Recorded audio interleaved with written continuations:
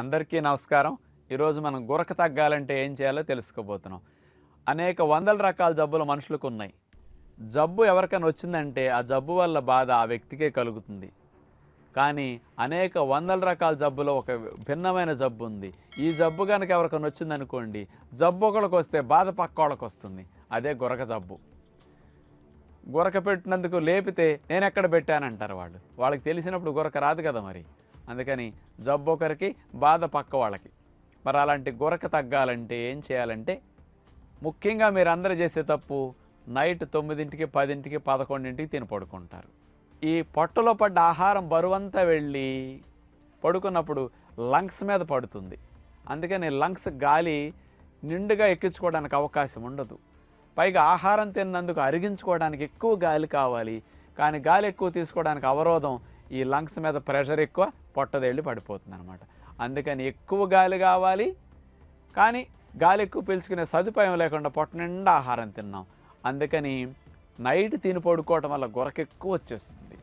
అదే నేను చెప్పినట్టు ఇప్పుడు ఆహారపు అలవాట్లు మార్చండి, గురక భలే తగ్గుతుందన్నమాట.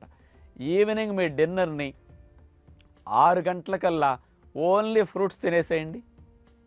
అంటే బెస్ట్ డిన్నర్ అన్నమాట ఇది.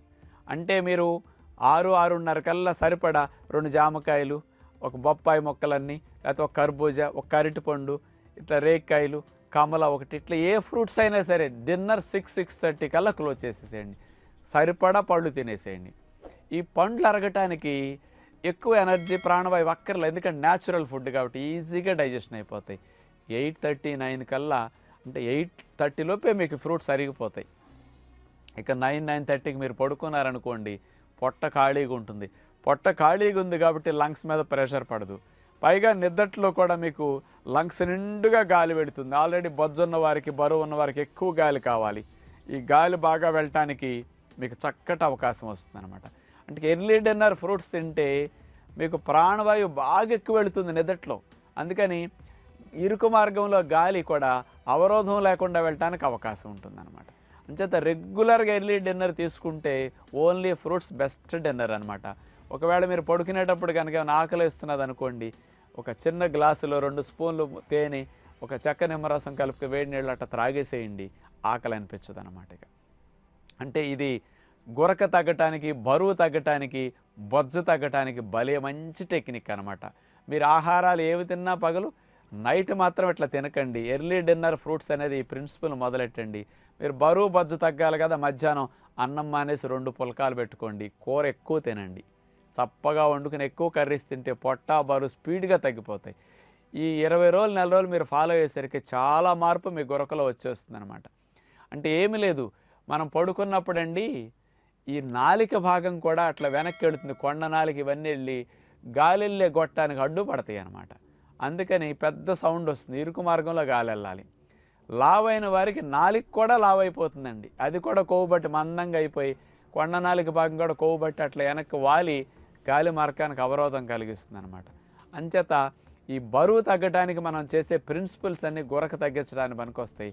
ఎర్లీ డిన్నర్ ప్రిన్సిపల్ మీరు ఇట్లా నియమంగా ఫాలో అవ్వండి. డైలీ ఇంకొంచెం బాగా ప్రాణాయామం చేయండి.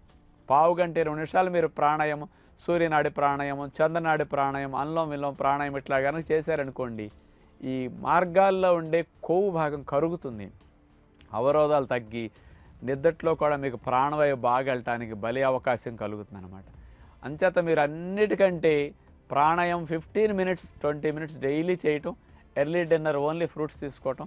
దీంతోపాటు మీరు బరువు తగ్గటానికి రోజు ఒక అరగంట, గంట, గంటన్నర వ్యాయామాలు కూడా చేయగలిగితే కొవ్వు కరుగుతుందన్నమాట.